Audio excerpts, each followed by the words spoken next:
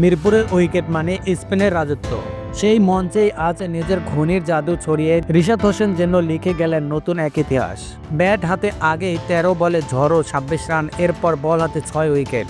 ওয়ানডেতে নিজের ক্যারিয়ারের সেরা পারফরমেন্সে মিরপুর পরিণত করলেন এক প্রদর্শনীয় মঞ্চে। তার হাত ধরে বাংলাদেশ পেল ৩ ম্যাচ সিরিজে প্রথম ওয়ানডেতে ৭৪ রানের দাপুটে জয়। ২০৭ রানের লক্ষ্য তারায় ওয়েস্ট ইন্ডিজের শুরুটা ছিল ভালোই।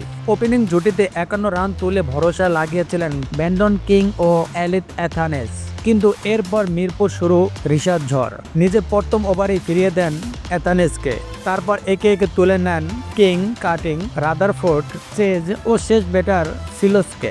৯ ওভারে মাত্র ৩৬ রানের বিনিময়ে ৬ উইকেট। বাংলাদেশের ইতিহাসে ওয়ানডেতে কোনো লেগ স্পিনার সেরা বোলিং ফিগার এখন তার দখলে। রিশাদের ঘূর্ণিতে ৩৯ ওভারে ১৩৩ রানে গুটিয়ে যায় ওয়েস্ট ইন্ডিজ। এক প্রান্তে কিছুটা লড়াই করলেও অন্য প্রান্তে কেউ দাঁড়াতে পারেননি।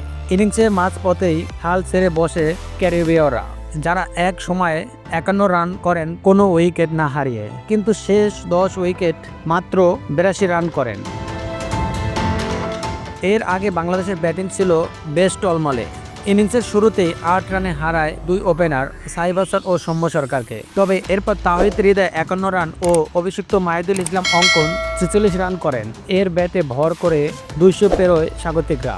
শেষ দিকে রিশাদের ১৩ বলে ২৬ রানে ছোট্ট ঝড়েই পার্থক্য গড়ে দেয়। বল হাতে রিশাদের পরিশ্রমে যোগ দেন মুস্তাফিজুর রহমান, তুলে নেন ২টি উইকেট, ও তানভীর ইসলাম তুলে নেন ১টি উইকেট। অধিনায়ক মেহেদী হাসান মিরাজও নিয়েছেন ১টি উইকেট।